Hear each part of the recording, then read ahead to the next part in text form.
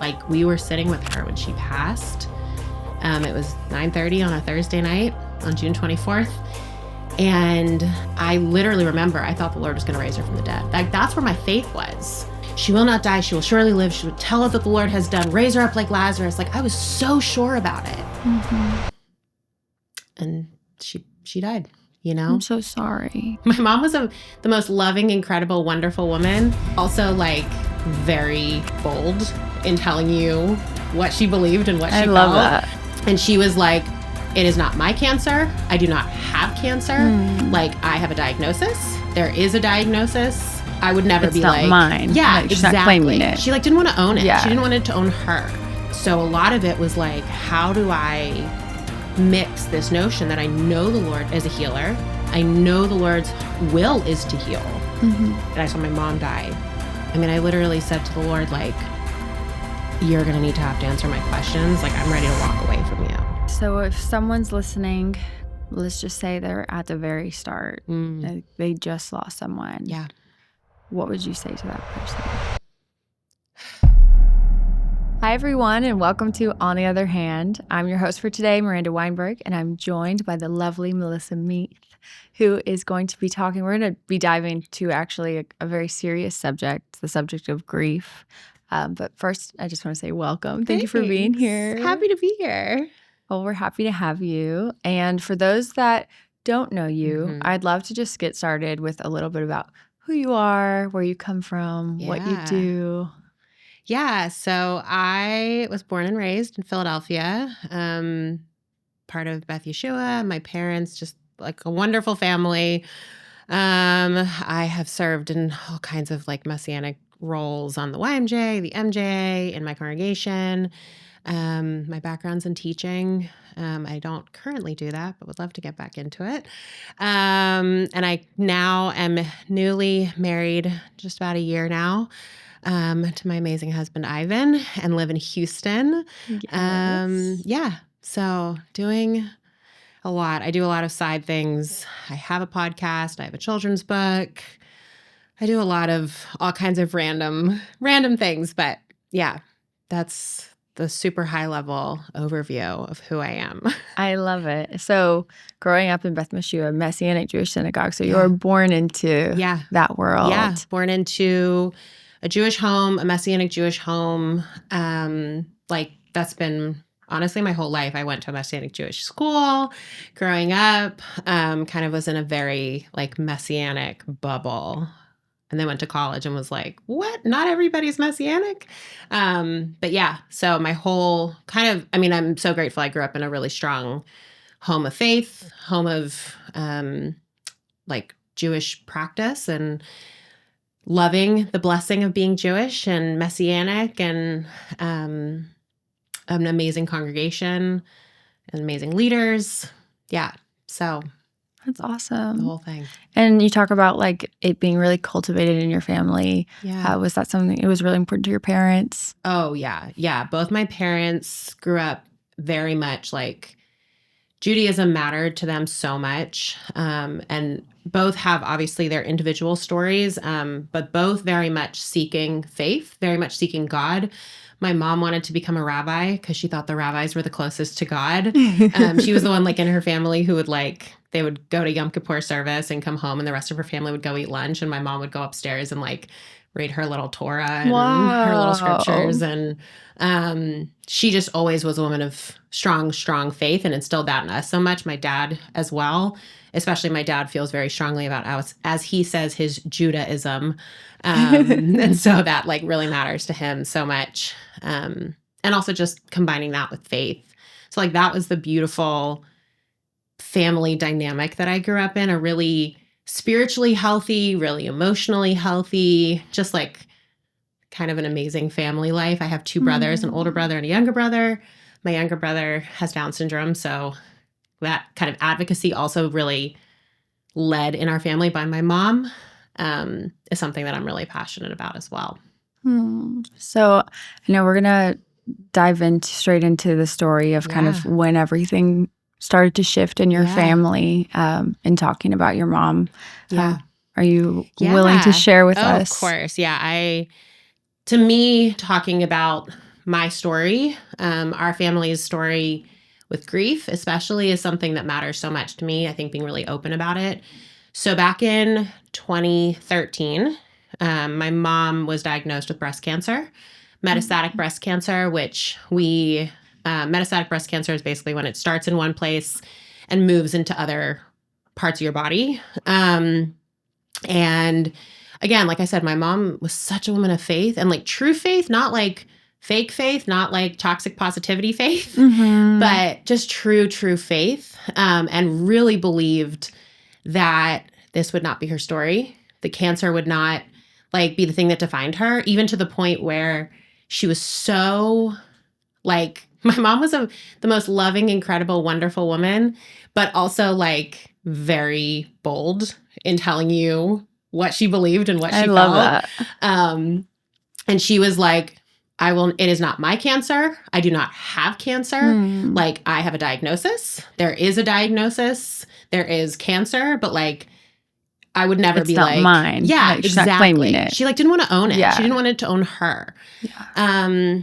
And she really, I mean, the Lord was so close to her in really, really giving her promises. He gave her the number 30, which like was a whole thing about her tumor marker numbers. And so she was really holding on to that like her tumor marker numbers would go down to 30, which was like a healthy range, and just so many other things. And so for 8 years, she really walked out.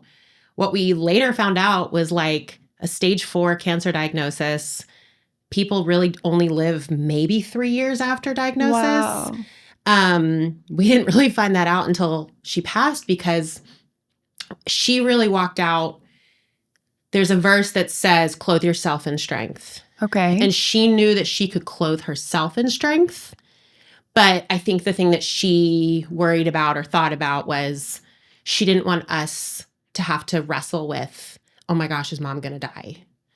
Wow. And so she never really let us know the full nature of her diagnosis, not out of denial in any sense, but because she was so sure that the Lord was going to heal her. And we all followed in that. We all, like, it grew our faith. We were the congregation, our community, we all like were praying for her. And to be honest, she lived to the fullest, to the point where there were days that I completely forgot that there was cancer in the picture. And it was just, I mean, she just lived as if she would normally live. She didn't have it was as if she didn't have a diagnosis.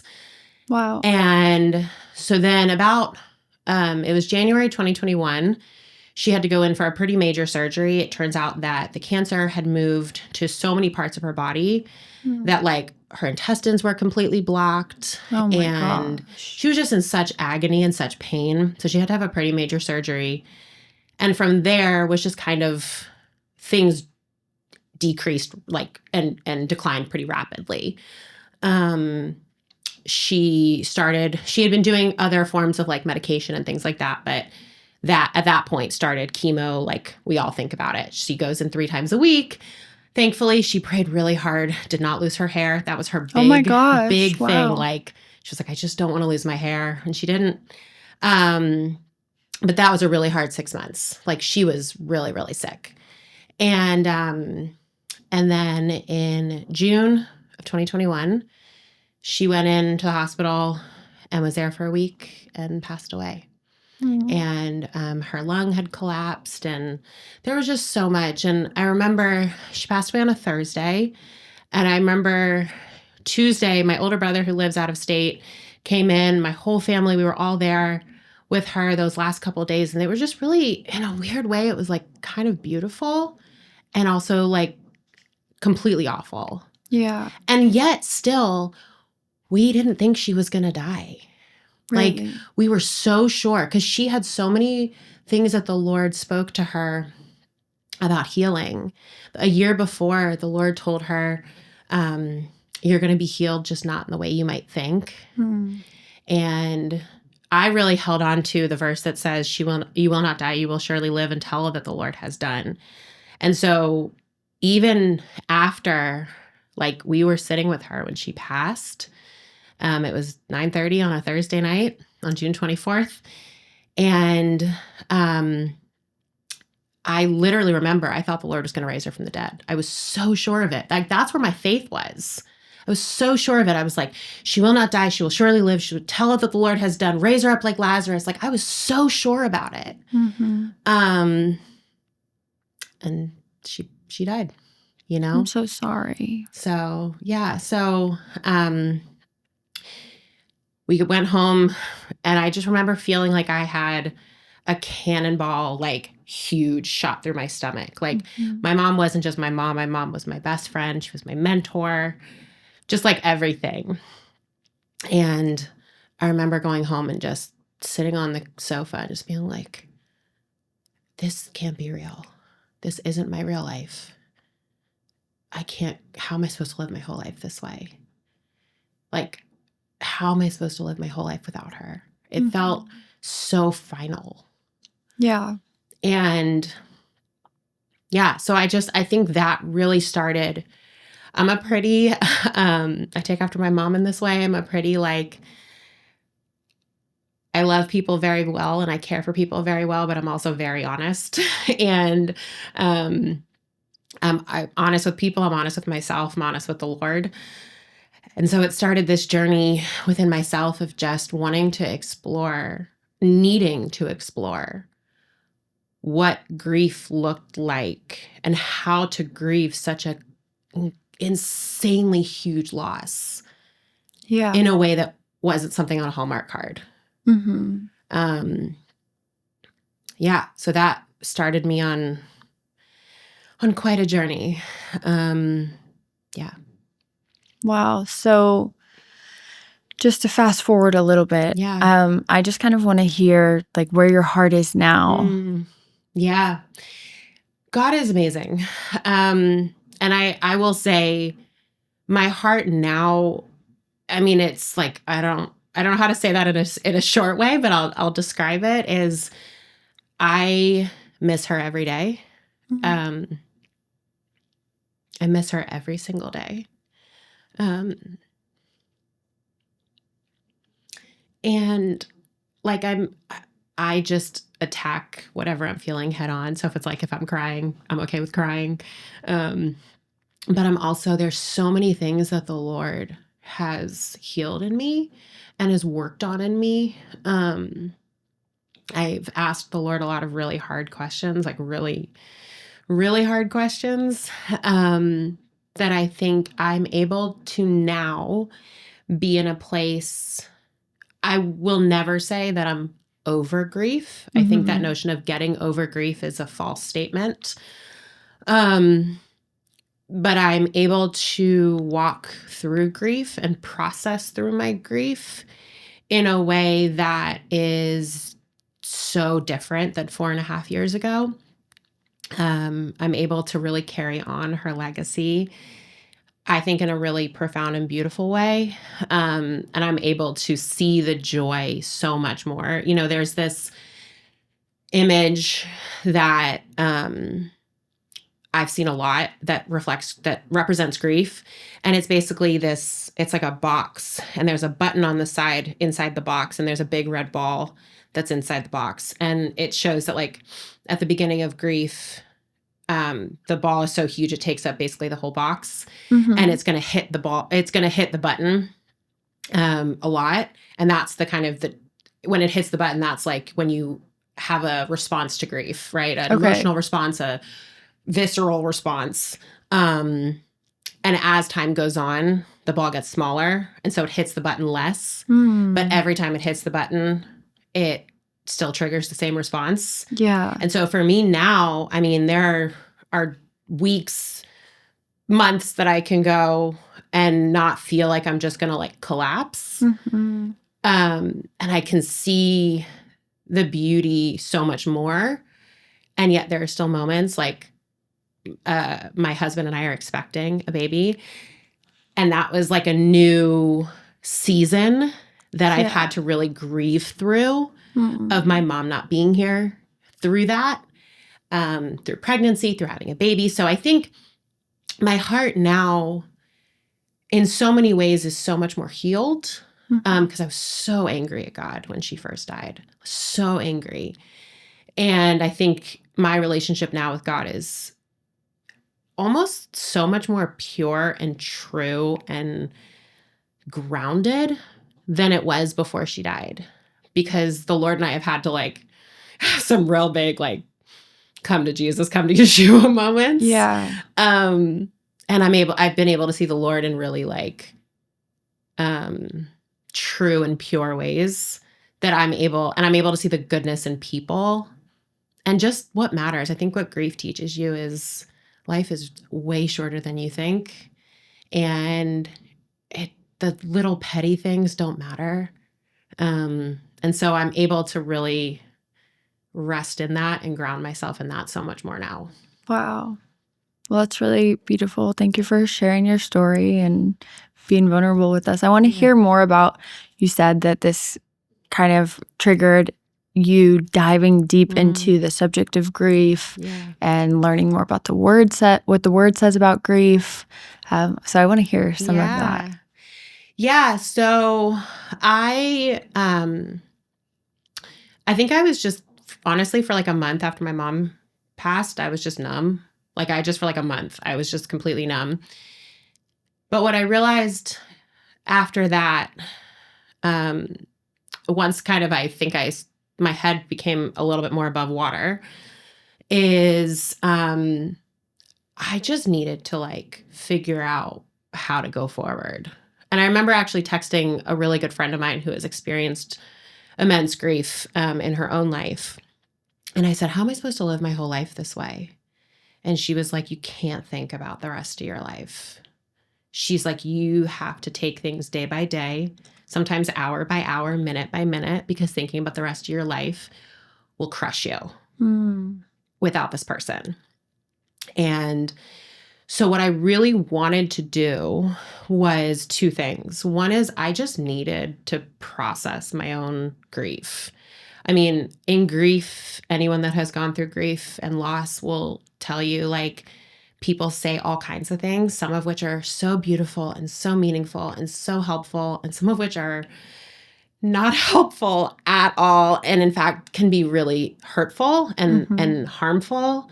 And so what I just felt like I needed to do was just process what I was feeling, figure out like what to do about it, and also really be honest with what I was going through. So that, I mean, it started out kind of selfish in that I was like, I just want the people around me to know how to support me and what the things to say are and not to say that are like maybe helpful and not helpful. But what it turned into was like, I just realized so much that everybody either has experienced loss or will experience loss. And I wanted to be able to give people like tools in their tool belt almost.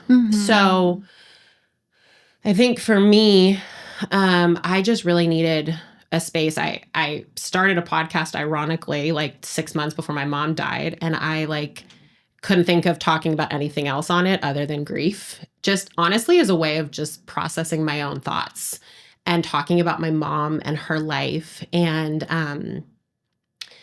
I just kind of was really honest. Like I was like, I'm not going to listen to all the like Hallmark statements. I'm not going to listen to all the things that are like, well, they're in a better place now. And, you know, some days that's helpful. Some days it's not.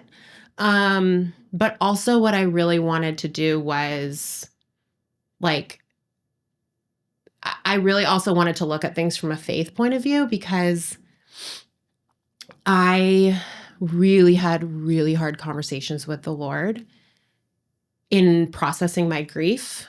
And, I mean, I literally said to the Lord, like, you're going to need to have to answer my questions. Like, I'm ready to walk away from you, because I was so hurt by the fact that we believed for her healing so much, and she died. And so a lot of it was like, how do I mix this notion that I know the Lord is a healer. I know the Lord's will is to heal. And yet we see people die, right? And I saw my mom die.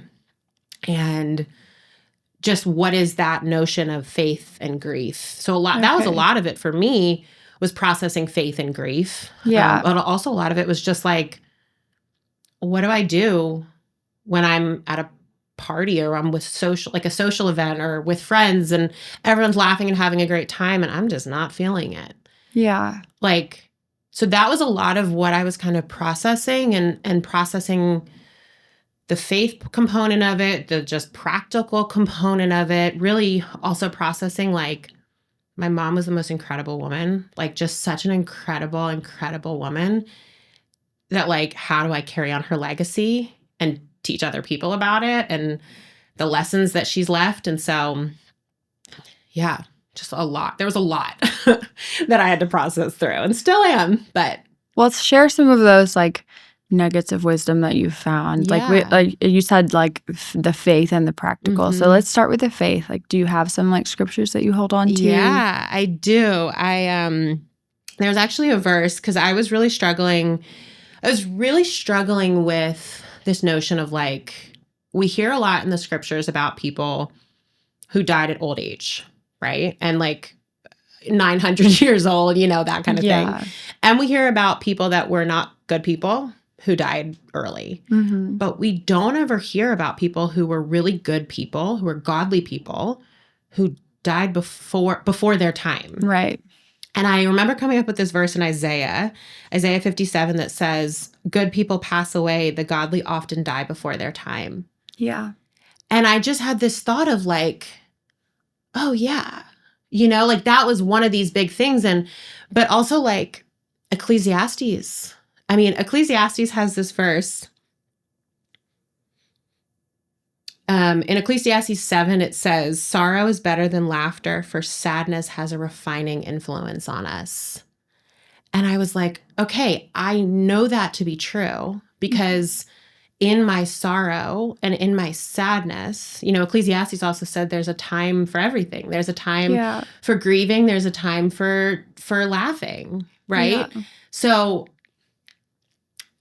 I think something that I really realized was I think maybe as a society sometimes think, and maybe especially as a believing body, think that our ultimate goal is joy. And it is. Joy is an incredibly profound, beautiful thing.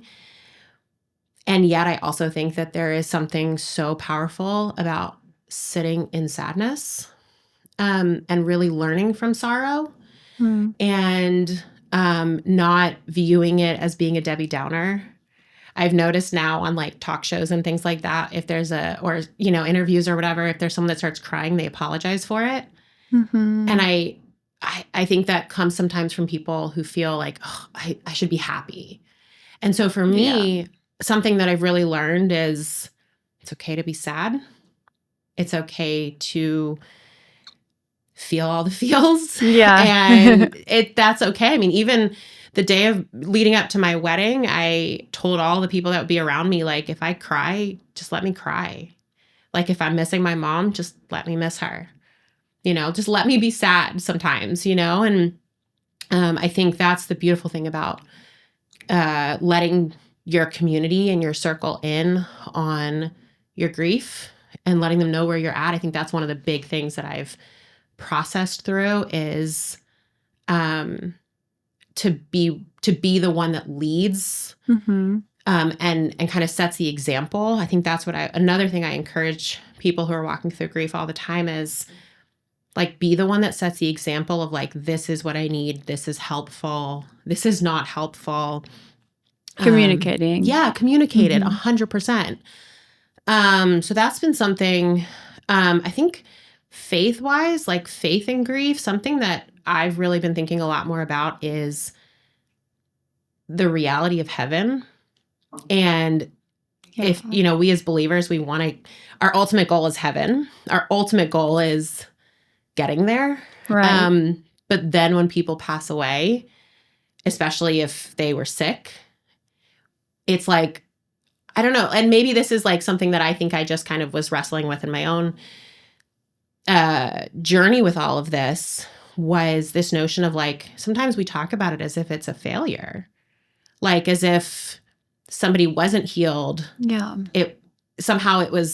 They failed. We failed maybe in praying for them or believing for them. Yeah. But this notion of heaven being this thing that we long for and this space where God is able, he's not wrestling good against evil like happens on earth, where it's just good reigns supreme, right? It's so good. And I actually had kind of a realization about that. I was asking the Lord, like, if you're the ultimate healer, I was really sassy with the Lord. I was just, That doesn't surprise me. no. But I was just like, Lord, if you're the ultimate healer, why couldn't you heal her? Like you said, and this is where there's a verse in Matthew, I think it's in Matthew 21, where it says, if you believe for anything and if you have faith, it will be given to you. And I thought, like, God, are you trying to tell me that we didn't have enough faith? Like, because that's really harmful. And people would say that, like people would quote Matthew 21, and I'd be like, well, basically, clearly my mom and I and our family and our community didn't have enough faith. And the Lord really, in such a loving, beautiful way, came back and showed me this picture of, like, it was kind of a little bit scary, where he basically was showing me the plans that the enemy had for my mom, and how the enemy desired to harm her even more in her sickness here on earth, and how the Lord took her to be with him to protect her. And how, I mean, she's more healed. My mom was a very healthy, like intellectually healthy, emotionally healthy person. How she's more healthy in heaven than she ever was, like free of cancer, free of all kinds of things. And how it wasn't that we didn't have enough faith. It wasn't that we failed in our prayers, but that heaven was the place. And that was, again, he told her, you're going to be healed, just not the way you might think. Yeah. That he took her to heaven to protect her, to be with him. And I think that those are the kinds of things that I really process through. And I think I would encourage others who are grieving or who are supporting someone who's grieving is this notion of, like, to be careful in what we say about faith for healing, because I know the Lord's will is to heal. I believe that with every ounce of my body, but it might not always look like we think. And this notion of heaven and the Lord being able to protect his children from all evil and from all, darkness. Yeah.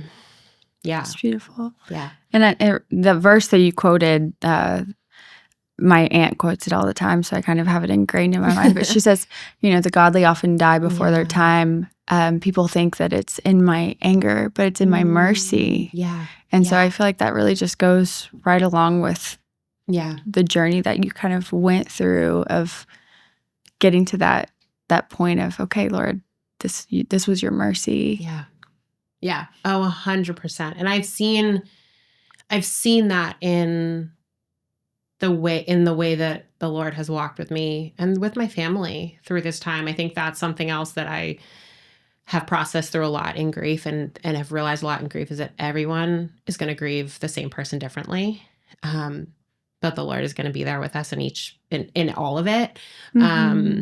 But the Lord is like, the Lord didn't love my mom any less. He didn't, you know what I mean? And it's just, again, it's that mercy component. And the Lord has mercy on us as we figure it out, which I think is a really beautiful thing. I love that. Well, let's share, if you don't mind, could you share a couple practical, tips and tools, like you talked about, that toolbox, maybe for someone that is just getting started in this journey? Yeah, I think I'm going to kind of take that twofold, if you don't mind. Okay. One is for someone that is grieving. Okay. I think, like, allow yourself to just sink into that, like, to feel all of it. You don't have to put on a happy face. I have a friend who, her dad passed away, and for like 3 years after, she just tried to pretend that she was fine, and she just tried to make everyone think she was okay, so that they wouldn't think, oh, she's so sad or whatnot. And she really admits now, like, she really suppressed so much of it, and it came back 10 times worse for her, like having to process through it. And so I think just allowing yourself, even if you feel like you're the person who's like the Debbie Downer or who's like only can talk about grief. I think sometimes I'm like the grief girl and I'm like totally okay with it. But I think that's part of it. I think also not feeling guilty if there are days where you feel happy or you don't think about your person or you forget about them for a little while. There is so much guilt that comes with that, especially early on, where you're like, oh my gosh, I've spent the entire day and I haven't cried. Or I went hours and I forgot that my mom wasn't here. There's so much guilt that comes with that I think as much as possible, I would encourage people just remind yourself that it's okay to feel all the feels and to feel joy and to feel happy. And I think also just, again, lead by example. Tell the people around you what you need, and in a loving but direct way, tell people when there's something that they've said that is hurtful or not helpful. I had a very well-meaning friend. I was crying and grieving, and she said, well, this is just a season. And I said, no, because if it was a season, my mom would come back at the end of it, but she's not. And so I think in a very loving way, you can tell people how they can reword or rethink the things that they're saying. But I also think for those that are walking with somebody through grief, my very first thing I would say is follow their lead. If somebody wants to just have fun and be happy and like follow that with them. If somebody wants to talk about their person, talk about them with them. My biggest thing, well, two biggest things. One is don't shy away from bringing up the person. I think about myself before grief. A friend's mom passed away, and I went to the viewing, and I just was so nervous to say anything about grief because I was like, what if I remind her about her sadness? She seems happy. Like, I don't want to remind her. And what I've realized now in my own grief is nothing you say is going to remind me. Like, I haven't forgotten. Yeah. Oh my gosh, my mom passed away. What? I totally forgot, Yeah. And I think what actually happens is when people don't talk about the person that you've lost, you feel so alone. Oh, wow. You feel so alone because you think, I'm the only one thinking about them. Nobody else cares to bring them up or is thinking about them. So I think that's one thing, is to just talk about their person, even if it's just like a little tidbit, or even if you didn't know the person, just to be like, what would your mom say in this case? Or like, did you and your dad have any particular traditions together? I don't know, just like ask the questions. Yeah. Because that's something that's really hard, is when you meet new people that have never met your person and you have to explain them through words. The other thing, though, I think for someone that is supporting somebody in grief is to try to avoid a phrase that starts with "at least." There's a woman I follow on Instagram. Her handle is Refuge in Grief, and she gives really good practical grief advice. And something that she talks about a lot is when a lot of times when people start a sentence in grief with "at least," they're actually trying to avoid any sadness themselves, and they're trying to encourage you to do the same.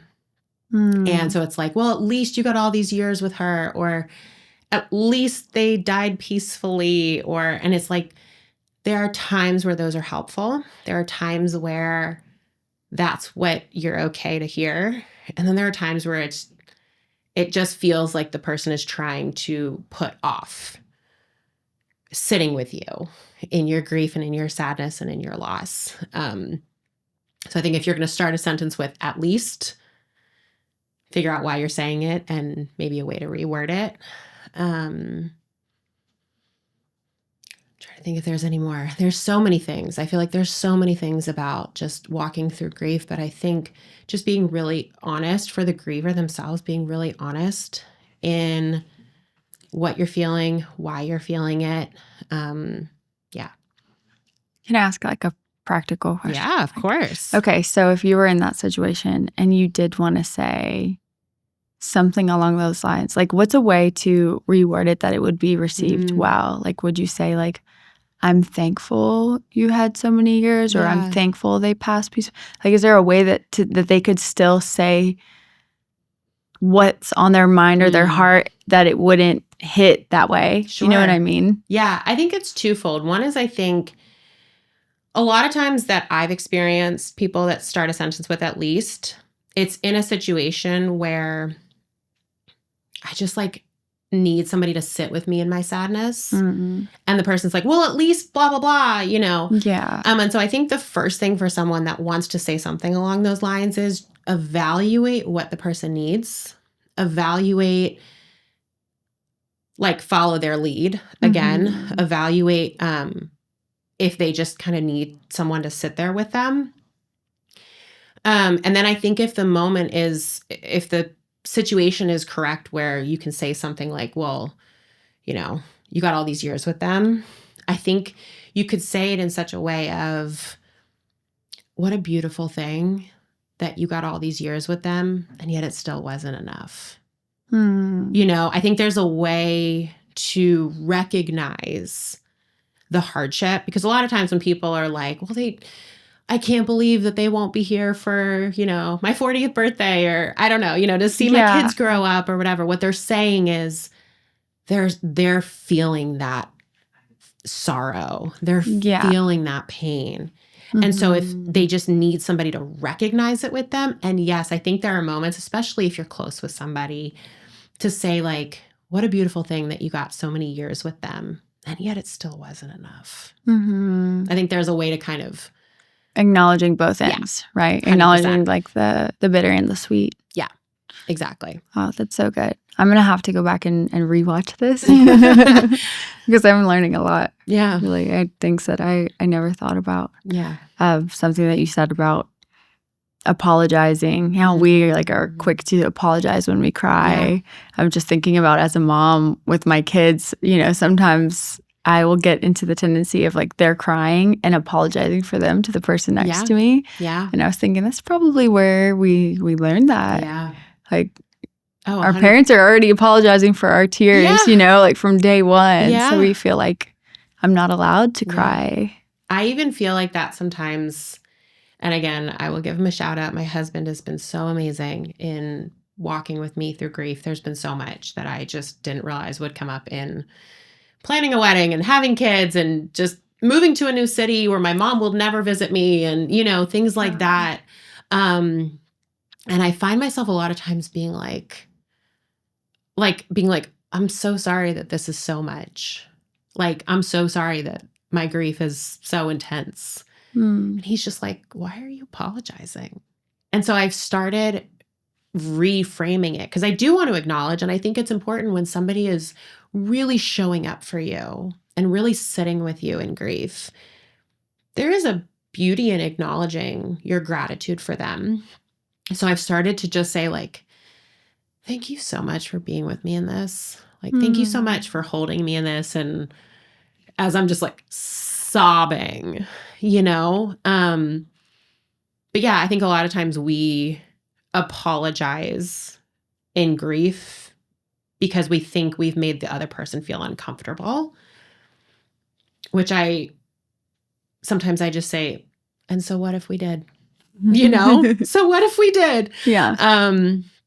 But I think allowing people to have a glimpse into grief, and especially something for me that's been one of the more surprising things, maybe surprising is the wrong word, but eye-opening, is what grief looks like long-term.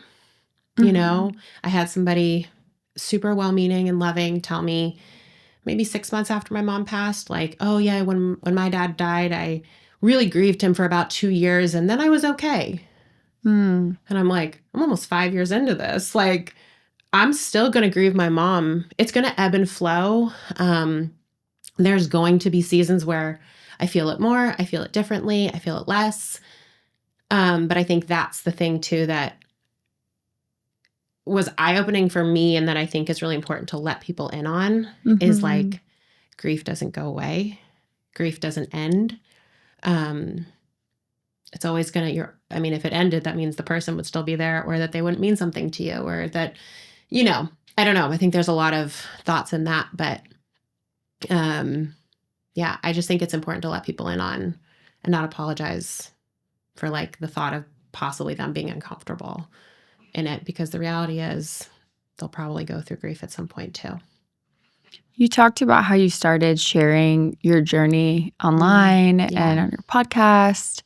Have people come back to you with like encouragement? Yeah. It's funny, actually. I was just talking to a friend of mine who went through a pretty intense loss.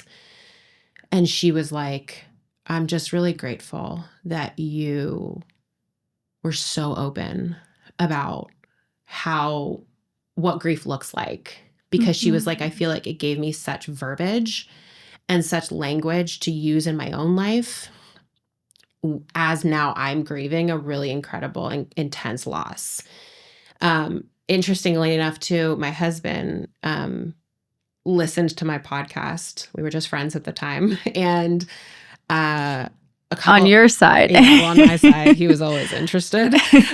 Love him so much. But a couple months after my mom passed, and after I had been releasing some episodes just talking about her and talking about grief,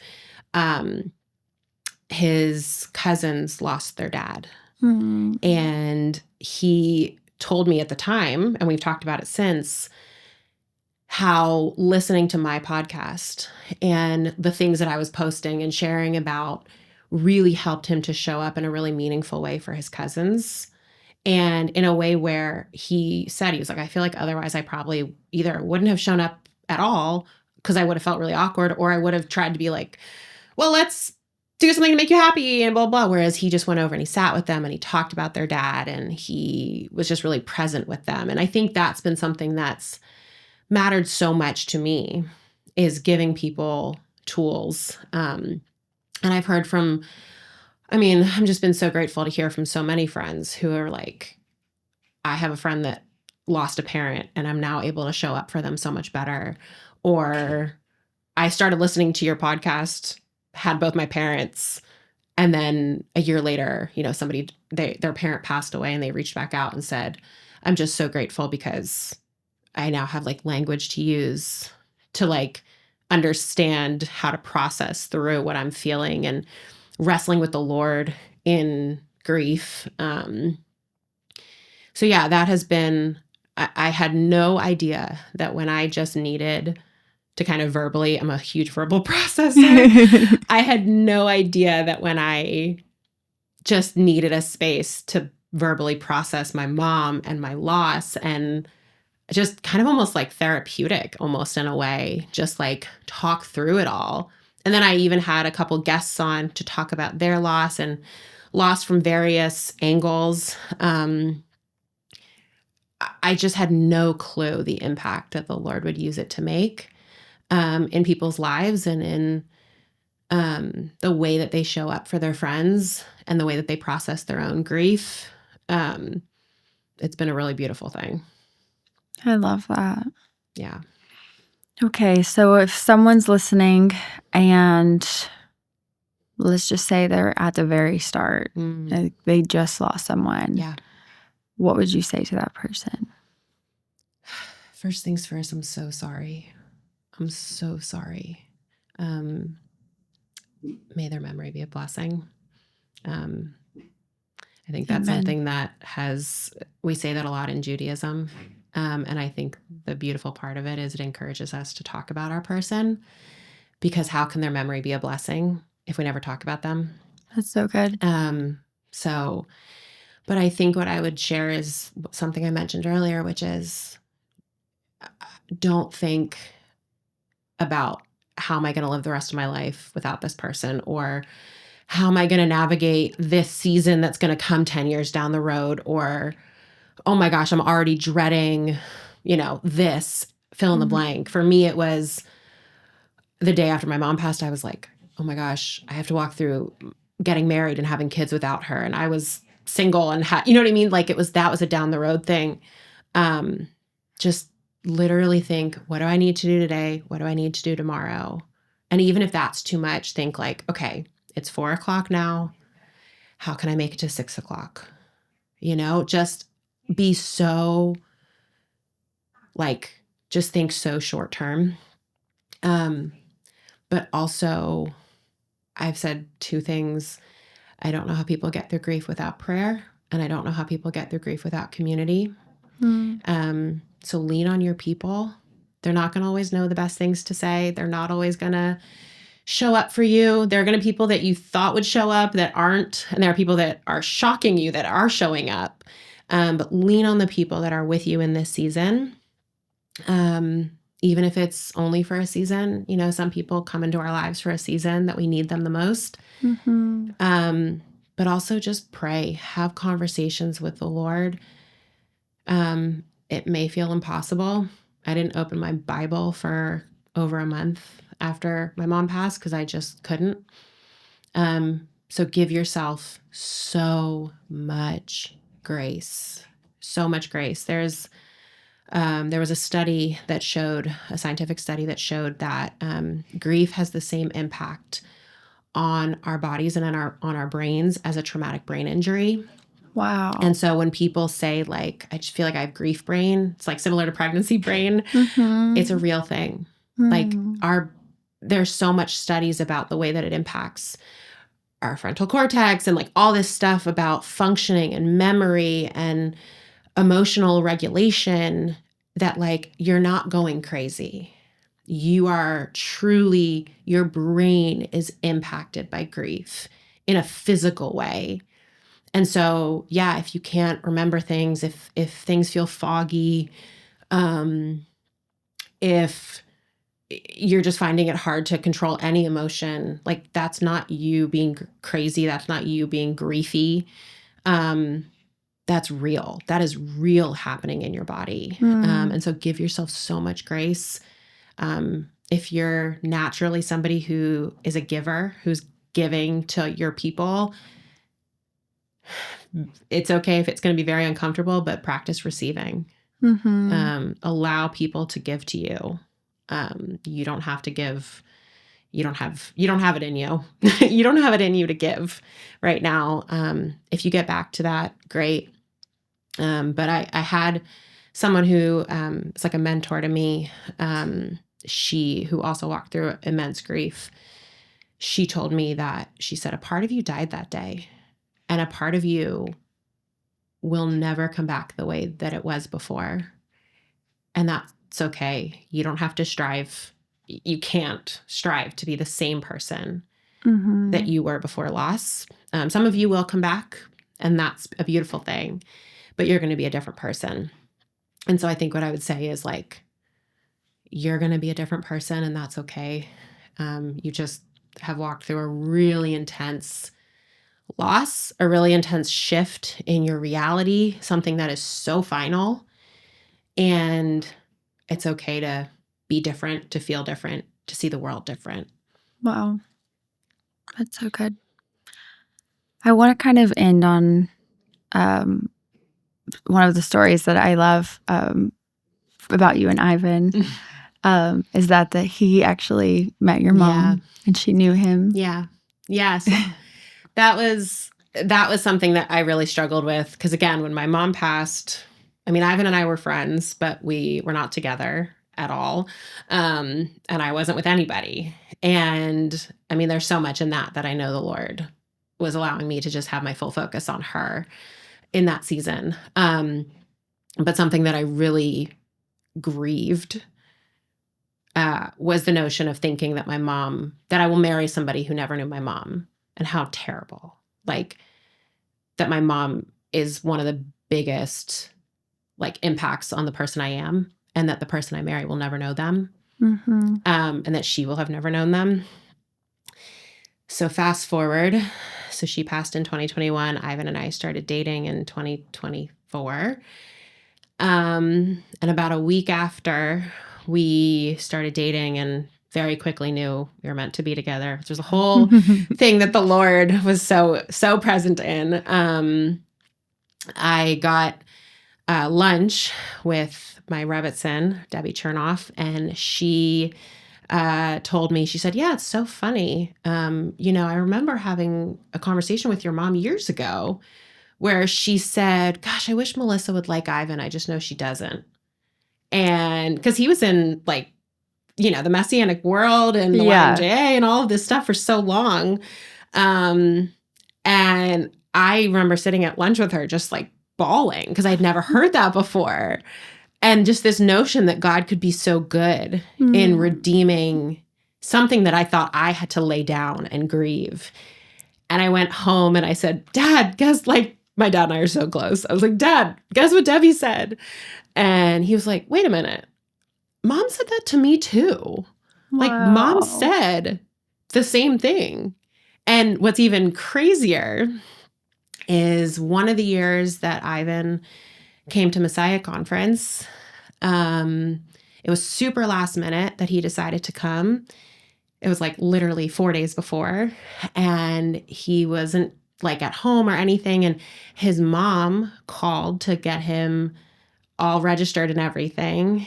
And my mom was the one that was working registration. And so his mom and my mom had an hour-long conversation. Oh my God. And so it's just, there are things that the Lord, I can tell, has worked in so much. Mm-hmm. The fact that my mom knew Ivan knew my mom, just all these things where I'm just the Lord was so good in redeeming the fact that I thought I was going to marry somebody that my mom never knew.